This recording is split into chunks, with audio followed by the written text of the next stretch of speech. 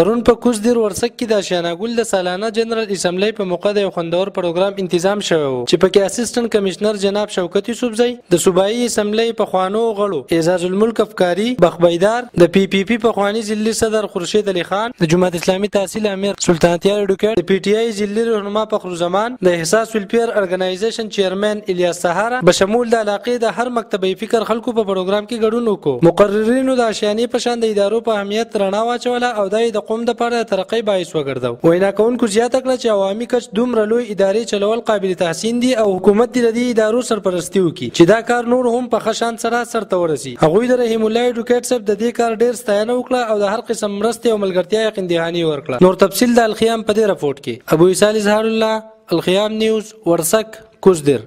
ډیر زیات خوشاله شوم. دا ډیر د خوشحالۍ خبره ده چې د ماشومان الحمدلله ځکه چې یوازې د دې ساتنه نه ده، دې له تربیت ورکول دي، دې له علم ورکول دي، دې د خپل دین نه اشنا کول دي، نو دا ډیر لوی خدمت دی. د دې خدمت اجر د خدای پاک تاسو ټول درکې ډیره مهرباني. یقینا دا د یو ډېر لوی جهاد کې او په دې جهاد کې به موږ ستاسو سره یو او تسلي ساته او دا کم ټارګټ چې تای خیره چې 5000 کسان په دې ضلع کې یا مثال کې اعزاز الملک صاحب وي چې پاکستان کې په لکونو خلک ماشومان یتیمان دي، نو یقینا هغه خلکو اواز کې تم داسې یو مجاهد چې کم مطلب تا په دې علاقه کې دا اواز اوچت کړی دی. یو مونږه نن که زه د جماعت اسلامي د طرف نه چې کوم کوششونه بې سهاره خلکو لپاره شروع دي، یقینا هغه د ویلو قابل دي. هغه کې ګل آباد کې چې کوم د دوی یتیمانو لپاره آغوش مدرسه ده یا به پرد منزل ته مخکې نریم راسم د بچپن د راغلی دی، د خاپور راغلی دی او ته دا زه دغه چې ما خپل کوم ټیم پورې مته زموږ د دا رابطه ده یا کیلو پاسو، یقینا دا یو جهاد دی او ریمنارو موږ ټول تاسو سره یو تسلی ساتل. نبی علیہ السلام حدیث ته فرمایي چې انا وکافل الیتیم کا هاتین فی الجنه، ز او د یتیم کفالت کون کې با په جنت کې زما سره اوګه په اوګه ولاړ وي ورځ د آخرت. پدې تنگ لن پدې سخت ژوند کې چې نن سبا غریب سړي لپاره روټۍ هم ډېره ګرانه ده او هغه راپاسېد او په دې ګینځو کې داسې یو پروګرام کېښودو، نو په اله الله یقین وکړه چې په هغه شپه مې د پلار نه زیاته دعاړې ملا صاحب ته کړې. د دې وجې نه د هغوی دا کاوش د یتیمانو لپاره دی چې د یتیم په باره کې ما چې کوم د قرآن عظیم شان د آیات تلاوت کو، الله په خپله باندې د دیو د کفالت د دیو سره د ښه سلوک او د دیو د ضرر نه د بچ کېدو په خپله باندې الله تاکید کړی دی. که دا اهل خیر خلک په دې معاشره کې موجود نه وي، د دنیا به الله ورانه کړې وي. که هر انسان د ذات دپاره زندګي تېرولی نو د یوې لمحې دپاره او رحیم الله ایډوکیټ صاحب چې کوم کار کوي دا د ریاستونو کار دی، دا د حکومتونو کار دی. نن 42 لاک یتیمان په پاکستان کې د صبر مطابق اوسېږي. دوی به د 60 کم کړي، هغوش به د 50 کم کړي، بله اداره به د 100 کم کړي.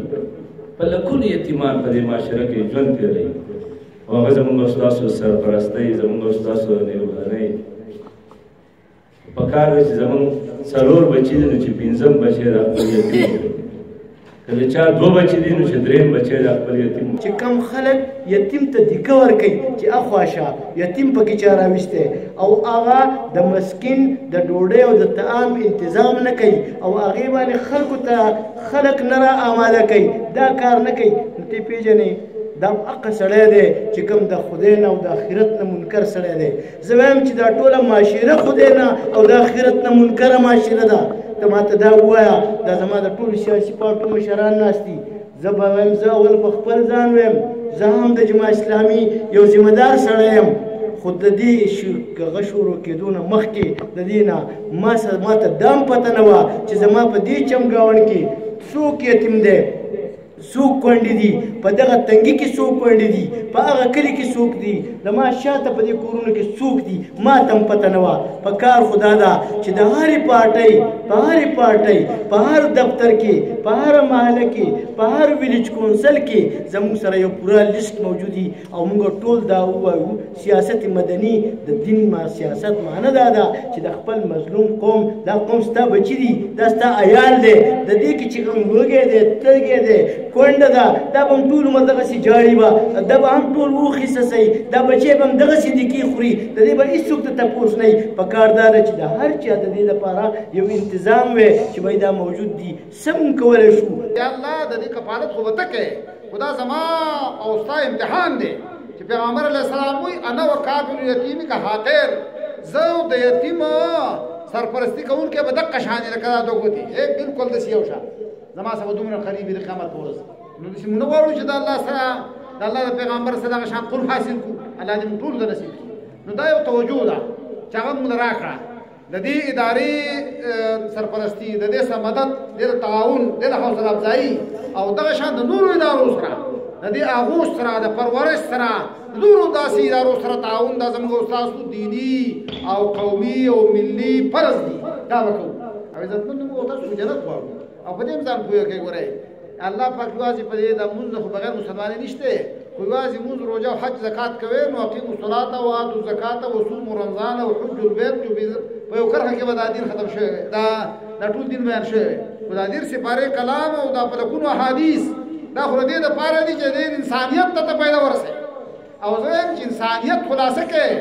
الله پاک یو زنانه جهنم ته په دې باندې ارتله چې هغې دغه ده پیشو له اوبه نه ورکول، یعنې خوراک یې نه ورکاوه. او یو سړی را روان و، هغه د کوهي نه اوبه راویستې او تږی ویسکې او بیا سپی را روان و، هغه سپي له اوبه ورکړې، په هغه وجه الله وباخه او جنتي کړو. یو سړی په حدیث کې دا راځي چې جنت ته الله په دې رسولی دی چې روان و او یو ونې خاخ راکته شوی و، خاخ یې وواهه چې خلکو ته لار کولاو شي. او صحابه کرام یې تپوس وکړو چې یا رسول الله هسې په دې عام څاروو دغو کې زناورو کې هم زموږ دپاره ثواب شته. ورو هر لون جګر والا چې دی که انسان دی او که هغه بل زناور دی، خو چې تا به ته خیر ورساو الله به دله اجر او الله به دله جنت درکړي. او بیا چې دغه شان بچي چې تاسې ګورئ دا بچی خو الله دې موږ تاسې ټولو د خپلو بچو سرپرستۍ لپاره ژوندي ساتي. په هر چا باندې دا حالت راتلی شي. نو چې ته د داسې بچو سرپرستي وکړي نو من کان لله کان الله له، ته چې د خدای شوې خدای به ستا شي. نو انشاءالله دا هم په حدیث کې راځي خلق الله خلقا لحوائج الناس، خلق خدای پیدا کړی د خلکو د خدمت لپاره. يفزع الناس اليهم بحوائجهم، خلق او ته رجوع کوي. اولئک آمنون من عذاب الله، دا د خدای د عذاب نه امن کې دي. د دې وجه نه زه خو ډېر خوشحاله یم چې داسې ذمه دار خلک، داسې د معاشرې هغه کوچ او هغه چونکړي خلک، څنګه چې مرحوم الله صاحب ویل جلسې غټې شوي دي، لیکن دا هغه د کار خلک چې کومه سنجیده او هغه منتخب خلک دی، هغه راغله د دې کار اهمیت او د دې هغه حیثیت او د دې هغه دغه ټول پروګرام هغه ولیده. اوس د دې فرض دی چې په دې کې خپل تعاون وکړي او دغسې په نورو ادارو کې او داسې ادارې را شروع کړي. د دې توجه ورکولو لپاره دوی دا اداره شروع کړله. مونږ د دوی شکر ګزار یو او ستاسو د ټولو مشرانو شکر ګزار یو او آینده دپاره دا توقع ساتو چې انشاءالله دغسې سرپرستي او دا توجه به انشاءالله جاري ساتئ. الله دې زموږ او ستاسو حامي او ناصر شي. چونکې د مانځه وخت دی، د دې وجې نه درود شریف ووایو، په اخلاص به دعا کوو چې دا بچي او دغه شان نور بچي بیا رکونو دي تقریبا 9 کروڑ خو 42 لاک دی ویل اعزاز سے دا اینم زیات دي. الہ العالمین دا بیا اصلي بچي په دې ملک دنه دی، که په کشمیر کې دی، که په فلسطین کې دی، که په کوم امت مسلمه یا الله پاکه په کوم ځای کې چې دی دا کریکې او دا آهونه او دا فریادونه الله تاوري. خدای دا یو حقیر کوشش دی په دې کې برکت ورته دې ادارې له وسعت ورکړي او د دې منتظم چې کومه جذبات او تمناګانې الله ښکاره کړي هغه ور پوره کړي او موږ ټول حاضرین لپاره کې د تعاون توفیق راکړي. او دا حاضر بچي او دغه شان د نورو ادارو هغه بچي الله د هغې سرپرستي په خپله وکړي.